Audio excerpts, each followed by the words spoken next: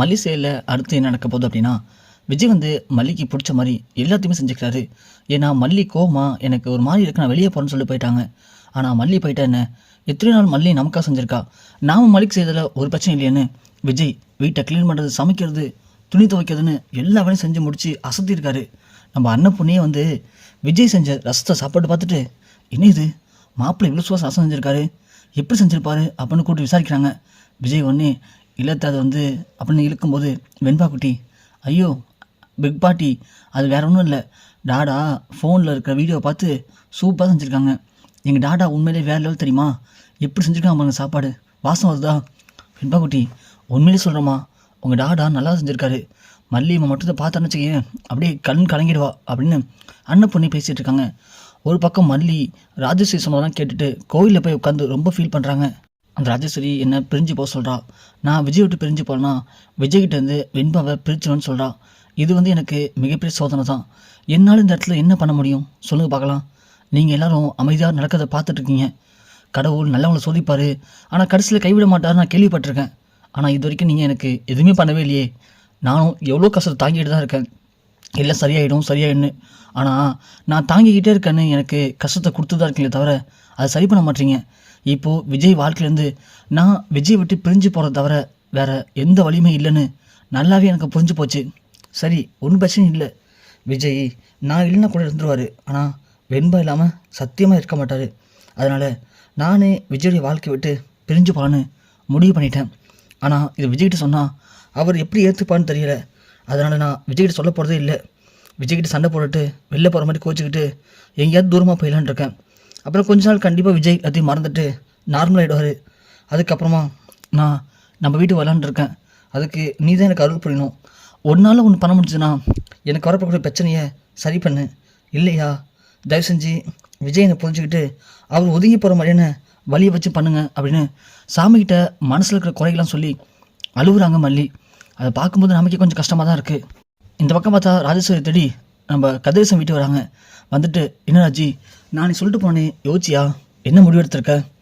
இந்த ரஞ்சிதா பாப்பா வந்து எனக்காக ஆதரவாக சாட்சி சொல்லுவாளா அப்படின்னு கேட்க, ராஜேஸ்வரி உடனே அதெல்லாம் கண்டிப்பாக சொல்லுவா, அது எந்த பிரச்சனை இருக்காது.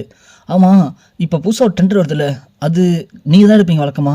ஆமாம் ராஜி, அது நம்ம ரொம்ப வருஷமாக நம்ம தான் எடுத்துகிட்ருக்கோம், நம்மளை மாரி யாருக்கும் போகாது, அது நமக்கு தான். இல்லை நமக்கு இல்லை, அது எனக்கு வரணும் அப்படின்னு ராஜி சொல்கிறாங்க. கதிரேசன் முதல்ல ஷாக்காகி பார்க்குறாரு. ஆனால் எனக்கு தேவை என் பேத்தி தான், என் பேத்திக்கு முன்னாடி இந்த டெண்டர்லாம் ஒன்றும் பெரிய விஷயமே இல்லை அப்படின்னு. சரி ராஜேஸ்வரி, அந்த டெண்டர் உனக்கே வர மாதிரி நான் பார்த்து பண்ணுறேன். ஆனால் எனக்கு ரஞ்சிதா மட்டும் கரெக்டாக சாட்சி சொல்லிவிடு. இங்கே பாருங்கள், நான் தான் சொல்லிட்டேன்ல, நான் கொடுத்த வாக்கை என்றைக்கும் மாற மாட்டேன். ரஞ்சிதா கன்ஃபார்ம் கோர்ட்டில் வந்து சாட்சி சொல்லுவா, புரியுதா? நீங்கள் பயப்படாமல் போங்க, மறக்காமல் அந்த டெண்டரை மட்டும் நம்ம பேரில் மாற்றி விட்ருங்க. சரி ராஜேஸ்வரி, கண்டிப்பாக மாற்றி விட்றேன், நீ மட்டும் கொஞ்சம் ஜாக்கிரதையாரு அப்படின்னு சொல்லிட்டு கதிரேசன் போயிட்டாங்க. இங்கே மல்லியும் கிளம்பி பொறுமையாக வீட்டுக்கு போகிறாங்க. வீட்டுக்கு போய் பார்த்தா இங்கே அன்னப்பண்ணி சொல்கிறாங்க, பாரு மல்லி, மாப்பிள்ளை தம்பி என்ன பண்ணியிருக்காருன்னு பாரு, உனக்காக வீட்டெல்லாம் க்ளீன் பண்ணி ட்ரெஸ்லாம் துவைச்சி மொபைலை பார்த்து சமைச்சு மாப்பிள்ளை தம்பி என்னமோ பண்ணியிருக்காரு போல. உண்மையிலே இந்த மாதிரி ஒரு புருஷன் கிடைக்கிறதுக்கு நீ கொடுத்து வச்சுருக்கணும் போல அப்படின்னு அன்னப்பண்ணி சொல்கிறாங்க. ஆனால் மல்லியால் பேசவே முடியல. இந்த மனுஷனை பாரு, எல்லா வேலையும் இழுத்து போட்டு எப்படி பண்ணியிருக்காருன்னு.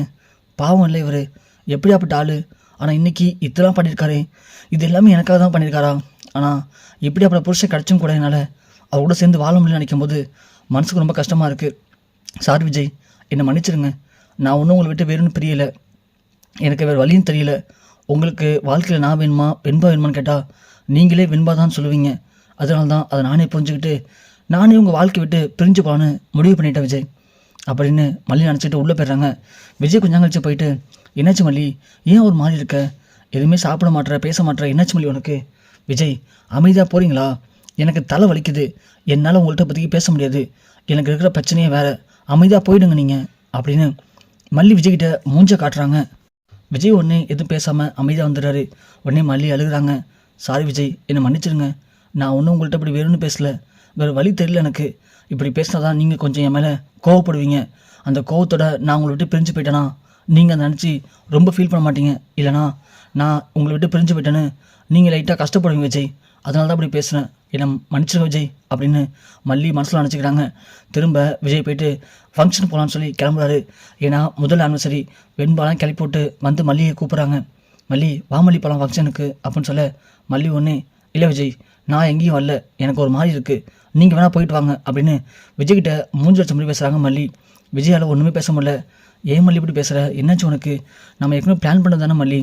ஏங்க பிளான் பண்ணால் அதுக்கு என்ன பண்ணணும்? நீங்கள் கூப்பிட்டுன்னு ஓடி வரணுமா? இங்கே பாருங்கள், எனக்கு உடம்பு முடியல, எனக்கு ஒரு மாதிரி இருக்குன்னு சொல்கிறல, உங்களுக்கு விருப்பம் இருந்துச்சுன்னா நீங்கள் தாராளமாக போயிட்டு வாங்க. நான் அதை பற்றி கேட்கவே இல்லை. ஆனால் என்ன வந்து நீங்கள் கம்பல் பண்ணாதீங்க, கட்டாயப்படுத்தாதீங்க. எனக்கு என்ன பண்ணணும் ஏது பண்ணணும்னு நல்லாவே தெரியும். சும்மா எனக்கு கடுப்பு திட்டுக்காதீங்க அப்படின்னு மல்லி என் ரூமுக்கு போயிறாங்க. வெண்பா உடனே டாடா என்னடாடா மல்லிமா இப்படி பேசிட்டு போகிறாங்க தெரியல வெண்பா, நேற்றுலேருந்து பார்த்துட்ருக்க மல்லி சரியில்லை. மல்லி இதையும் மனசில் நினச்சிக்கிட்டு நம்மள்ட்ட இப்படி தான் பேசிகிட்டு இருக்கா, என்ன பிரச்சனை தெரியலையே அப்படின்னு பேசிகிட்டு இருக்கும்போது அண்ணன் பண்ணி வராங்க. என்னச்சு மாப்பிள்ள இது பிரச்சனையா? இல்லைத்த அப்படின்னு சொல்ல வெண்பா உடனே ஆமாம் பிக் பாட்டி, மல்லிமா நேற்றுலேருந்து சரியாக பேச மாட்டாங்க டாடா கிட்ட, எது கேட்டாலும் மூஞ்ச மாதிரி பேசுகிறாங்க. இப்போ கூட ஃபங்க்ஷன் போகலாம் வாங்க மல்லிமான்னு கூப்பிட்டா நான் வரல, எனக்கு ஒரு மாதிரி இருக்குது, நீங்கள் போனால் போங்க போகலாம் போயிட்டு போங்க அப்படின்னு சொல்லிட்டு ஏஞ்சி போயிட்டாங்க. என்னது அப்படியே சொன்னாவ, என்னாச்சு அவளுக்கு? சரி மாப்பிள்ள நீங்கள் தப்பாக நினச்சிக்காதீங்க, நீங்கள் அப்படியே வெளியே போங்க, நான் போயிட்டு மல்லிகிட்ட நான் பேசி அழைச்சிட்டு வரேன். மல்லி மல்லி அப்படின்னு அன்னப்பொண்ணி மல்லியை தேடி ரூமுக்கும் போகிறாங்க.